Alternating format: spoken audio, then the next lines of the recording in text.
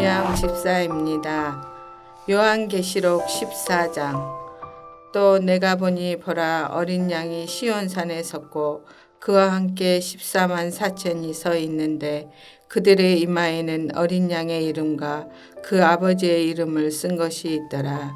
내가 하늘에서 나는 소리를 들으니 많은 물소리와도 같고 큰 우레소리와도 같은데 내가 들은 소리는 검은 고 타는 자들이 그 검은 고를 타는 것 같더라. 그들이 보좌 앞과 내 생물과 장로들 앞에서 새 노래를 부르니 땅에서 속량함을 받은 14만 4천 밖에는 능히 이 노래를 배울 자가 없더라. 이 사람들은 여자와 더불어 더럽히지 아니하고 순결한 자라. 어린 양이 어디로 인도하든지 따라가는 자며 사람 가운데서 속량함을 받아 처음 익은 열매로 하나님과 어린 양에게 속한 자들이니 그 입에 거짓말이 없고 흠이 없는 자이더라. 또 보니 다른 천사가 공중에 날아가는데 땅에 거주하는 자들은 곧 모든 민족과 종족과 방언과 백성에게 전할 영원한 복음을 가졌더라. 그가 큰 음성으로 이르되 하나님을 두려워하며 그에게 영광을 돌리라. 이는 그의 심판의 시간이 이르렀으니 니 하늘과 땅과 바다와 물들의 근원을 만드신 이를 경배하라 하더라. 또 다른 천사 곧 둘째가 그 뒤를 따라 말하되 무너졌도다 무너졌도다. 큰 성 바빌론이여 모든 나라에게 그의 음행으로 말미암아 진노의 포도주를 먹이던 자로다 하더라. 또 다른 천사 곧 셋째가 그 뒤를 따라 큰 음성으로 이르되 만일 누구든지 짐승과 그의 우상에게 경배하고 이마에나 손에 표를 받으며 그도 하나님의 진노의 포도주를 마시리니 그 진노의 잔에 섞인 것이 없이 부은 포도주라. 거룩한 천사들 앞과 어린 양 앞에서 불과 여왕으로 고난을 받으리니 그 고난의 연기가 세세토록 올라가리로다. 짐승과 그의 우상에게 경배하고 그의 이름표를 받은 자는 누구든지 밤낮 쉼을 얻지 못하더라. 성도들의 인내가 여기 있나니 그들은 하나님의 계명과 예수에 대한 믿음을 지키는 자니라. 또 내가 들으니 하늘에서 음성이 나서 이르되 기록하라. 지금 이후로 주 안에서 죽은 자들은 복이 있도다 하시매 성령이 이르시되 그리하다. 그들이 수고를 그치고 쉬리니 이는 그들의 행한 일이 다름이라 하시더라. 또 내가 보니 흰 구름이 있고 구름 위에 인자와 같은 이가 앉으셨는데 그 머리에는 금면류관이 있고 그 손에는 예리한 낫을 가졌더라. 또 다른 천사가 성전으로부터 나와 구름 위에 앉는 이를 향하여 큰 음성으로 외쳐 이르시되 당신의 낫을 휘둘러 거두소서. 땅의 곡식이 다 익어 거둘 때가 이르렀음이니이다 하니 구름 위에 앉으신 이가 낫을 땅에 휘두르매 땅의 곡식이 거두어지니라. 또 다른 천사가 하늘에 있는 성전에서 나오는데 역시 이한 낫을 가졌더라. 또 불을 다스리시는 다른 천사가 제단으로부터 나와 예리한 낫 가진 자를 향하여 큰 음성으로 불러 이르되 내 예리한 낫을 휘둘러 땅의 포도송이를 거두라. 그 포도가 익었느니라 하더라. 천사가 낫을 땅에 휘둘러 땅의 포도주를 거두어 하나님의 진노의 큰 포도주를 틀에 던짐에 그 성 밖에서 그 틀이 박히니 틀에서 피가 나서 마을 굴레까지 닿았고 1600 스타디온에 퍼졌더라. 하늘에 계신 우리 아버지여, 이름이 거룩히 여김을 받으시오며 나라가 임하옵시며 뜻이 하늘에서 이룬 것 같이 땅에서도 이루어지이다. 오늘날 우리에게 일용할 양식을 주옵시고 우리가 우리에게 죄 지은 자를 사하여 준 것 같이 우리 죄를 사하여 주옵시고 우리를 시험에 들게 하지 마옵시고 다만 악에서 구하옵소서. 대개 나라와 권세와 영광이 아버지께 영원히 있사옵나이다. 아멘.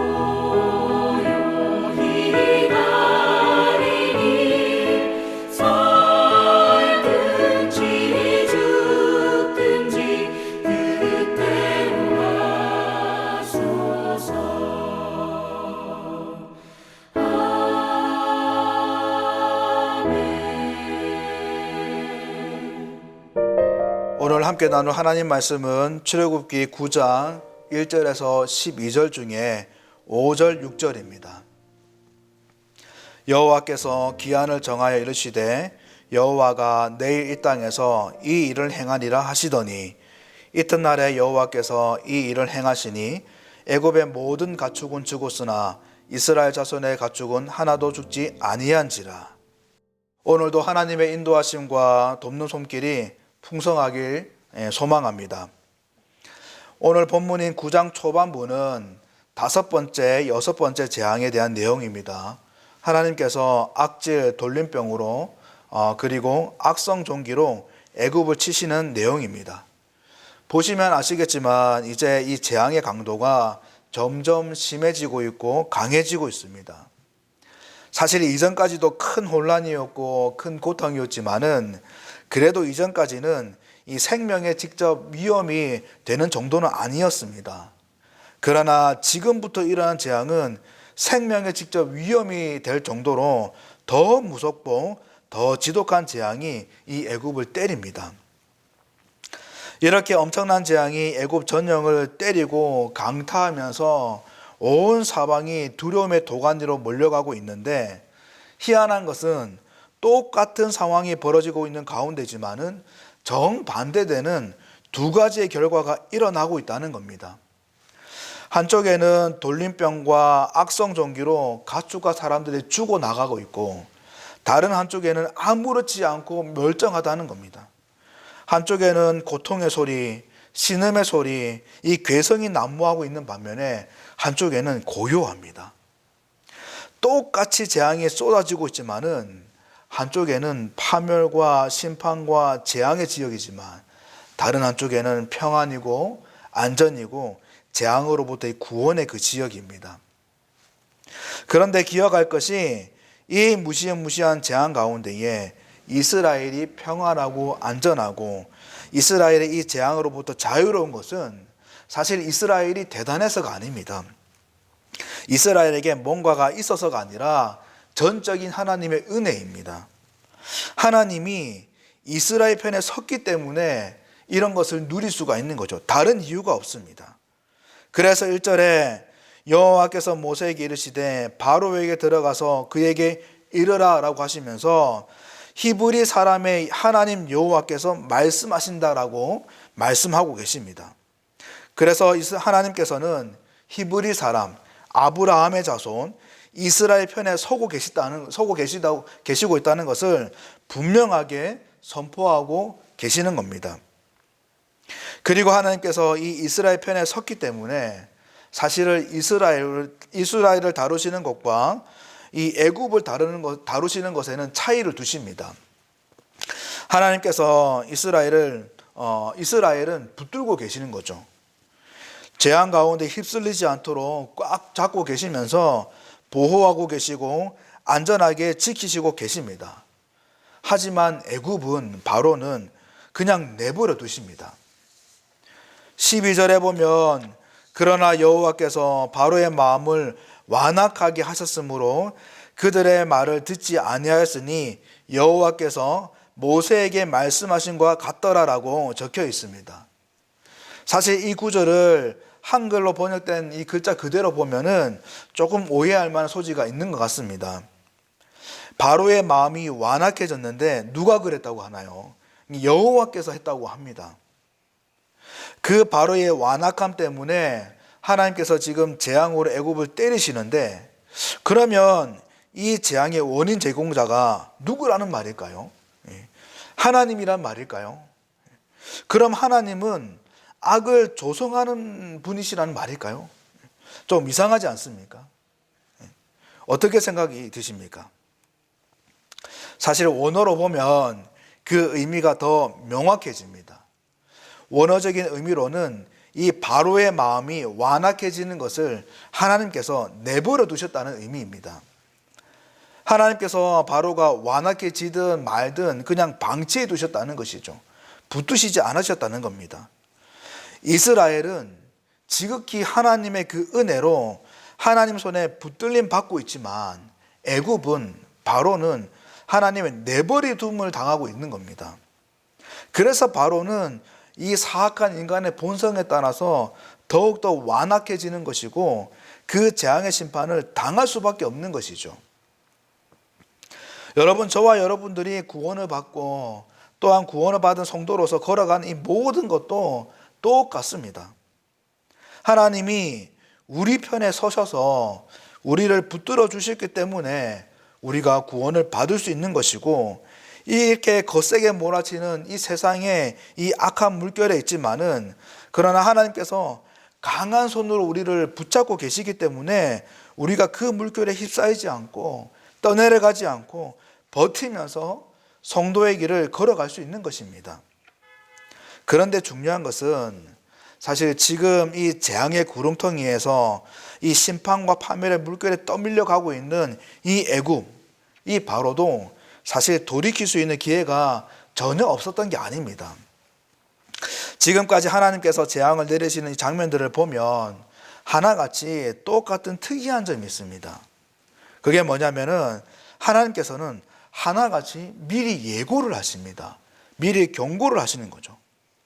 그냥 바로 때리시는 것이 아니라 미리 알리십니다. 그리고 무엇보다 이 재앙이 내려질 여부에 대해서 조건을 거십니다. 바로에게 이거 어기면은 재앙을 내리겠다라고 조건을 거십니다. 그 말은 안 어기면, 하나님 말씀을 지키면 재앙을 안 내리겠다는 그런 의도신 거예요. 그래서 2절 3절에도 하나님께서 말씀하시면서 내 백성을 보내라.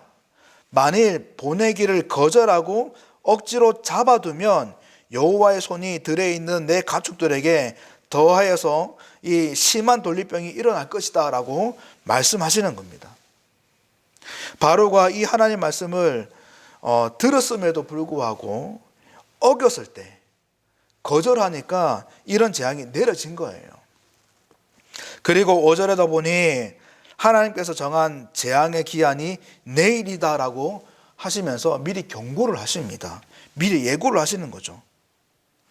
아니, 재앙을 예고 없이 또 경고 없이 조건부 없이 그냥 퍼부으시면 그만이실 텐데, 하나님이 그럴 능력이 없으신 것도 아니고, 또한 우리가 잘 아는 대로 이 애굽에 내려진 이 재앙은 총 10가지입니다.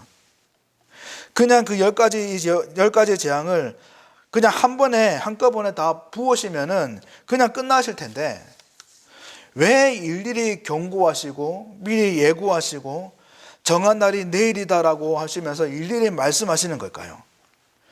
왜 10가지 재앙을 한 번에 퍼붓지 않으시고 하나 끝나면 또 하나, 하나 끝나면 또 하나, 이렇게 번잡스럽게 재앙을 순차적으로 일일이 내리시는 걸까요? 왜 그러시는 걸까요? 여러분, 뭘 보여주시는 겁니까? 기회를 주시는 거죠. 바로와 이 애굽에게 기회를 주시는 겁니다. 그나마 더 심판을 받지 않도록, 하나님께 돌이키도록, 하나님께 항복을 하고 회개할 기회를 주시는 겁니다. 하나님만이 참신이심을 인정하고 하나님께 무릎을 꿇을 그 기회를 주시는 겁니다. 하나님께서 기회를 주시면서 지금 참고 계시는 거죠. 그나마 10번째 재앙인 이 장자의 죽음이라는 가장 고통스러운 그 마지막 재앙까지 가지 않게 하시려고 바로에게 돌이킬 기회를 주시는 겁니다. 그런데 어리석게 바로가 그 기회를 다 날리고 있는 겁니다. 허비하고 있는 거죠. 여러분, 그런가 하면은 우리가 또 기억해야 될 것이, 사실 하나님께서 이스라엘에게도 또 다른 기회를 주고 계시는 겁니다. 뭐냐 하면은 기대할 수 있는 기회를 주고 계시는 거죠. 하나님의 그 대단하심이 어떻게 선포될지, 하나님이 우리의 하나님이라는 그 존귀함이 어떻게 이루어질지, 하나님의 그 이기심과 그 승리가 어떻게 이루어질지, 종국의 이 10가지 재앙이 다 끝나고 하나님께서 이루시는 그 구원이 얼마나 찬란하고 얼마나 대단하고 그 자유함이 얼마나 거대한지, 그 구원이 얼마나 가슴 벅차고 얼마나 큰 기쁨이 될지, 우리가 하나님의 백성이라는 것이 얼마나 큰 능력인지를 기대할 수 있는 그 기회를 주시는 겁니다. 여러분, 우리가 지금 코로나로 교회적으로 또 개인적으로 큰 어려움을 겪고 있지만은 정상화가 되어서 예배와 이 사역이 회복될 것을 기대하고 또 기도하고 소망하면서 그렇게 은혜를 구하고 준비하고 있는 이유가 뭘까요? 사실 저는 개인적으로 이 예배와 사역의 이 회복들, 이 정상화는 우리가 기도하지 않아도, 기대하지 않아도 하나님께 사실 것이라는 생각이 듭니다. 오해 없이 들었으면 좋겠는데, 그 하나님의 일하심은 우리가 기도했다고, 우리가 뭔가 했다고 되는 것이 아니라, 되고 말고 하는 그 상황이 아니라 전적으로 하나님의 일하심에 있고 우리의 어떠함과 상관없이 하나님의 그 주권 아래에 있습니다. 사도 바울을 통한 이 선교도 복음의 이 확장도 마찬가지입니다. 전적으로 성령의 일하심이지 바울이 모든 길을 흔들고 움직이는 게 아닙니다. 만약에 바울이 아니면 다른 누구를 통해서라도 성령님께서는 일하셨을 것이고 하나님께서는 그 하나님의 나라를 이루어 가셨을 겁니다. 마찬가지로 이 회복과 치유는 하나님의 영역이고 하나님의 주권입니다. 그러나 그럼에도 우리가 기대하고 기도하면서 마음으로 준비하고 여러 모양으로 준비하는 것은 그 하나님의 정한 날이 되어서 하나님께서 일하셔서 예배와 사역들을 이렇게 회복시키실 때에 그냥 멀뚱멀뚱하게 있다가 닥치는 그런 자들과 그런 자들이 도저히 누릴 수 없는 기대하면서 기도하면서 준비하면서 소망하는 자들만이 누릴 수 있는 그 감격과 그 감흥, 그 가슴 뜨거움이 있기 때문인 거죠. 그 감격과 감흥이 그냥 멀뚱멀뚱 있다가 닥치는 그 자와 같겠습니까? 분명히 다른 것입니다. 이스라엘에게 그렇게 그때에 대한 구원의 때에 대한 기대할 수 있는 기회를 지금 하나님께서 주고 계시는 것입니다. 여러분, 우리가 믿고 아는 바와 같이 우리에게도 정한 때가 있습니다. 그 때가 정확하게 언제인지 모르겠지만 주님께서 다시 오셔서 이 땅의 모든 것이 끝나고 이 땅의 아픔과 고통과 탄식 가운데에 영원한 구원을 이루시는 그 정한 때가 있습니다. 우리는 그 정한 때를 바라보면서 앞두고 살아가고 있어요. 그런 저와 여러분들에게 하나님께서는 이스라엘에게 그러셨던 것처럼 또한 바로와 애굽에게 그러셨던 것처럼 기회를 주시는 것 같습니다. 그때를 기대하면서 소망하면서 온전히 준비할 기회를 주시는 것이고 또한 우리에게 돌이켜야 될 것이 있다면은 하나님께 항복하면서 회개하면서 다시 하나님께 돌이켜서 신실한 모습을 회복할 그런 기회를 주신다고 생각합니다.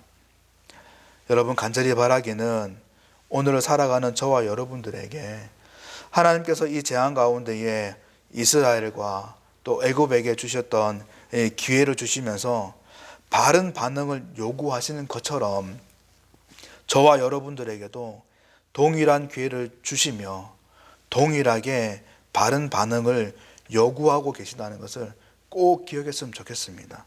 그래서 하나님 앞에 더욱더 겸손하게 더욱더 순결하게 또한 오늘도 내 삶에서 일하실 그 하나님을 더 기대하고 소망하고 은혜를 구함을 통해서 오늘 하루도 하나님과 함께 그 성도의 온전한 길을 바르게 걸어가는 하나님의 인도하심이 풍성한 복된 하루가 되길 주님의 이름으로 간절히 축원드립니다. 기도하겠습니다. 하나님 아버지, 은혜를 주시니 감사합니다. 우리의 하나님이 되시고 우리를 붙드시고 우리를 인도하여 주시니 우리와 함께 하시니 감사합니다. 하나님, 우리 가운데에 오늘 말씀을 통해서 보여주신 것처럼 우리에게도 정한 때가 있다는 것을 기억하고 그 때를 바라보면서 신실하게 살아가는 저희들 되게 하시고 또한 우리가 돌이켜야 될 것이 있다면 하나님 앞에 깊이 회개의 자리로 나가서 온전히 우리의 신앙과 우리의 마음이 회복되어지는 은혜가 있을 수 있도록 도와주시옵소서. 오늘 하루의 삶 가운데서도 성령께서 친히 인도하여 주시고 주관하여 주시고 견인하여 주셔서 우리의 모든 삶을 통해서 하나님께 영광 돌리는 복된 하루가 될 수 있도록 도와주시옵소서. 감사하고 예수님 이름으로 간절히 기도드립니다. 아멘.